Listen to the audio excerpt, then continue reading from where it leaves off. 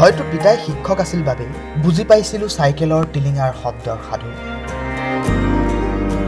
বিনা বেতনেৰে 10 কিলোমিটাৰ আঁতৰত সপোন আনিবলৈ হাল মেলি খৰধৰকৈ গৰম ভাত এমুঠি মুখত গুজি লৰ দিয়া সময়ৰ দৌৰ। হয়তো পিতাই শিক্ষক আছিল বাবেই দৰ্শনৰ প্ৰসংগত অনুসংগ চকুৰ পানী মাতি মই মনে মনে দেখিছিলোঁ। হয়তো পিতাই শিক্ষক আছিল বাবেই প্ৰতি দেওবাৰে চিমেণ্টৰ বস্তাত হাতলৈ যোৱা লাই মূলা আৰু পিতাইৰ খোজবোৰৰ সৈতে পঢ়া টেবুলৰ সম্পৰ্কবোৰ জানিছিলোঁ।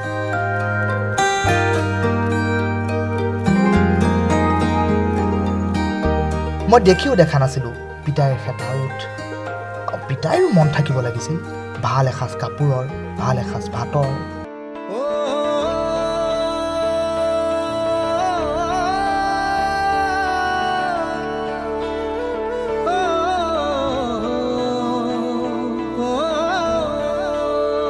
পিতাইক সময় দিলে আমাক সুখী কৰাৰ বৰগছৰ ৰূপ আমাৰ বাবেই পাহৰিব পৰা সুখ। পিতাই শিক্ষক আছিল বাবেই ভেঞ্চাৰ স্কুলৰ সংজ্ঞা সৰুতেই বুজিছিলোঁ। ডাঙৰ হৈ বুজিলোঁ 25 বছৰে বিনা বেতনে শিক্ষক হৈ স্কুল এৰি পুনৰ খেতিত কঠীয়াৰ ফচল সিঁচাৰ জীৱন। হয়তো পিতাই শিক্ষক আছিল বাবেই শিক্ষকৰ মাজৰ শিক্ষকজনক দেখিছিলোঁ। আদৰ্শৰ নীতিতা সংকল্পৰ লঠঙা গছবোৰতো বুকু ফিন্দাই যোৱা কপৌ ফুলৰ খোজৰ ছাঁ। পিতাই শিক্ষক আছিল বাবেই ময়ো এজন শিক্ষক হ'ব খুজিছিলোঁ, এনে নহয়। পিতাইৰ মুখৰ মাজতে মই শিক্ষক আৰু মমৰ পৃথিৱীখন আঁকিছিলোঁ, দেখিছিলোঁ।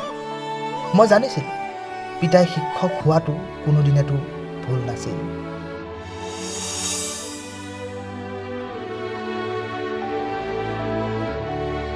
কথা নিবিড় অনুৰাগ মানস, পাঠ ঋতুমেধি।